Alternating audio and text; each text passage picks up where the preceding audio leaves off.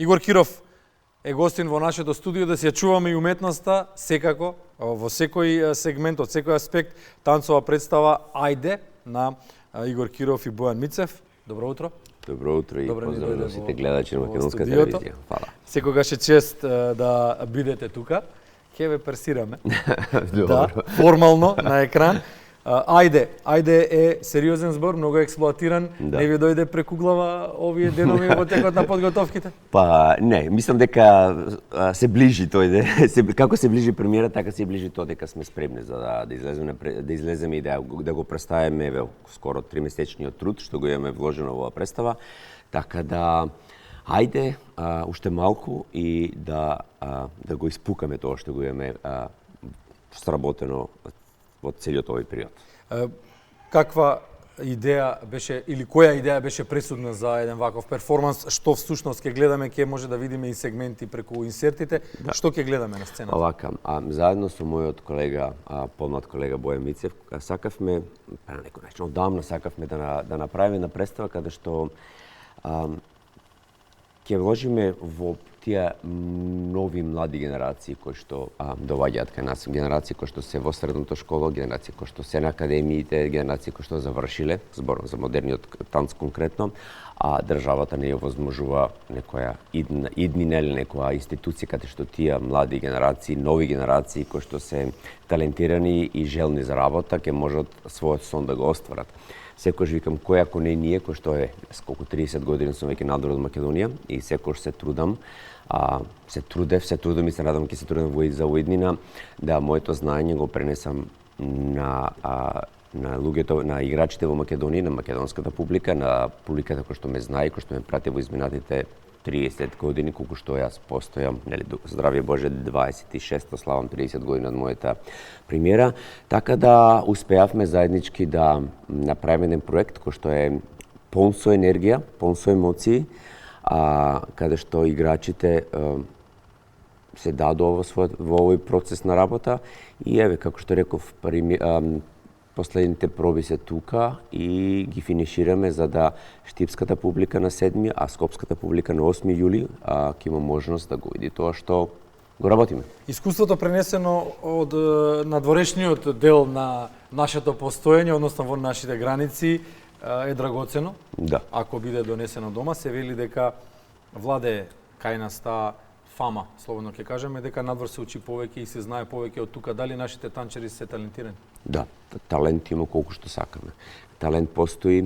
Значи треба само да се работи. Треба да се работи, треба да се едноставно мајндсето да се насочи кон западноевропскиот систем на функционирање, а не кон македонскиот, конкретно балканскиот начин, каде што се сака за 5 минути да се постане славен и главен, но за разлика од тоа како јас го калев мојот или како јас го печев мојот занаат, што би се рекло, е многу подруго. Затоа со мојот колега се трудиме на таков начин да го објасниме дека ова работа не се станува славен, ни популарен, нит пак може да се добие квалитет преку ног и без макотрпна работа.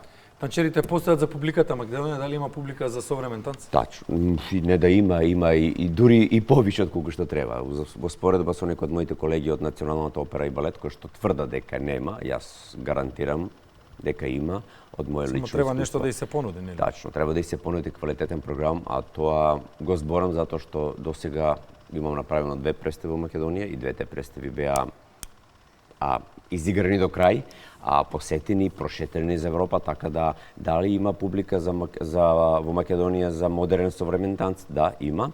Дали се нуди квалитетен модерен современ танц? Не се нуди, но затоа сме ние тука кои што го знаеме тоа, и кои што сме излегли надвор од Македонија, кои што знаеме како на кој начин функционира современиот модерниот танц на запад, да го пренесеме на македонската публика. Да им дадеме кураж, дел од имињата или сите имиња кои се играчите во Ајде, како оди соработката со нив, послушни ли се? Послушни се, многу се послушни, многу сум среќен од целокупниот начин на кој што функционираме целиот овој период.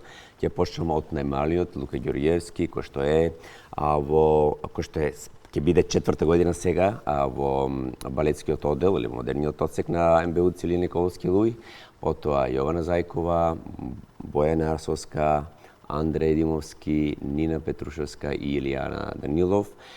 се членовите На која возраст се просечно овие играчи? измеѓу танцери? 18 и 23, 4, 5 години. Во вистинските зрели години Да, за да. танц. Со оглед на тоа дека танчерите многу рано почнуваат со тренинзите и со едукацијата. Точно, ние се почнуваме, мислам, тој што стигнал на време си почнал рано. Ние, како ја, например, почнав на 18 година се бавам со оваа професија, мојот колега Бојан Мицев исто така, но кога на време ќе те насочат каде треба да идеш, но се зборувам за 90 години каде што зборот танц во Штип беше Поинаку беше во тие години и да, денес. али сега сме многу повеќе up to date и секој кој што сака да се бави со оваа професија го прави тоа многу порано.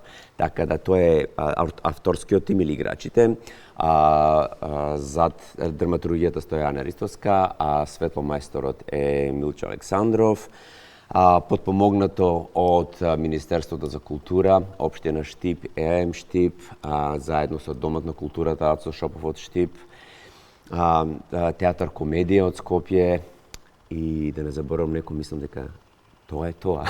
И да заборавите, дека тоа е тоа, дека ќе се види на сцената и ќе се чуе. Ма не, мислам, благодарејќи на сето овие луѓе успеавме да го направиме тоа затоа што дали е потребна помош, дали се дава доволно за оваа професија, не се дава. И тоа што го добивме некои минимални средства што се добиени од сите институции, нарочито од Министерството култура, кои треба да многу повеќе да го поддржат тоа што го работиме, но успеавме колку толку да направиме, да склопиме, затоа што доколку ние требавме да плаќаме се сами со себе, со тие пари едноставно продукција во Македонија не се прави. Хвала Богу што ги знам луѓето, ги знаеме луѓето околу нас, сите ни излегува во пресред, верувајќи во тоа што го правиме заеднички, верувајќи дека на македонската публика е потребна култура, поточно танцова сцена, нарочито во Штип, во мојот роден град, каде што не толку често луѓето се сретнуваат со зборот танц или конкретно со некои танцови представи. Благодарејќи на тоа што успеав претходно да донесам, додека бев директор на ХНК со Балкан Денс, гостувавме во Штип, така штипската публика може да види. Во Скопје веќе е друга приказна, луѓето, знаеш, поголем град, луѓето имаат не поголем, малку повеќе од Штип, имаат опција да видат што значи зборот балет, танц, модерен и така натаму. За разлика од тоа во Штип, не само танцот, него луѓето не знаат ни што е опера. Еве сега на 25-6 август треба да се одбележи 100 години од првата опера во Македонија, која што е направена во Штип Алјачи. И македонската публика треба да свати дека и во помалите места, нарочито во еден град како што е Штип, кој што е културен град, кој што секогаш бил една културна престолница на источниот дел. Добро, само да го споменеме Макфест. И доста. Да, Макфест точно, но и пред Макфест и после Макфест постоја многу други работи кои последното големо нешто што е, нели? Пак ќе кажам, во мое време во тој град културата цветеше. Јас се надам дека во неколку последните неколку години назад неколку културата замре таму и се надам дека повторно со доаѓањето на некои нови сили ќе успее културата да се врати до ниво каде што била, пак ќе кажам, во мое време, не во време пред 10 години, него во време кога што се знаеше што е пионерски дом, што е дом на културата, што е театар, што е дом на млади. Град со 40.000 луѓе да има 4 сцени, тоа значи многу. Треба да ги одржаваме и да ја даваме на таа публика културно да се нешто на нив да се случува. Така е.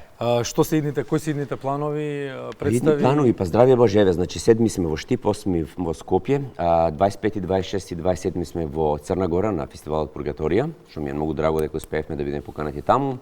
Потоа јас заминувам здравје Боже во Русија, каде што на 21 септември ми е закажана премиерата на представата Реквием од Моцарт. Со операта, со оркестарот, значи една балетско ведување на Реквием, и веќе една година дена работам на тој проект. Потоа секој ноември сум во Љубљана каде што предавам на академијата, а за 26-та имам 2 големи премиери кои што ги спремам, но да оставиме простори за некоја друга прилика кај што ќе можам да го представам тоа на македонската публика. Што милува повеќе, Игор Киров, Бродвеј или Москва? Која школа? Види, и двете си имаат свои квалитети. Искрено јас можам да се прошалтам од едно на друго место, но секогаш ми е драго кога ќе можам да ги фатам и двете во едно. Да можам да се посветам и на руска страна и на бродвејска страна, така да кога имаш визија, кога имаш желба, мислам дека и двете може да се стават под една капа на различен начин, но сепак да како кореограф да се прешалташ од еден стил во друг стил. Оно што ќе успее да ги моделира Јинг Јанг, да ги користи рационално, тој ќе само може да добие. И со него публиката, нели? Игор Киров, ти благодариме што утро беше со нас, Бојан Мицев не можеше да стигне, ќе го поздравиме.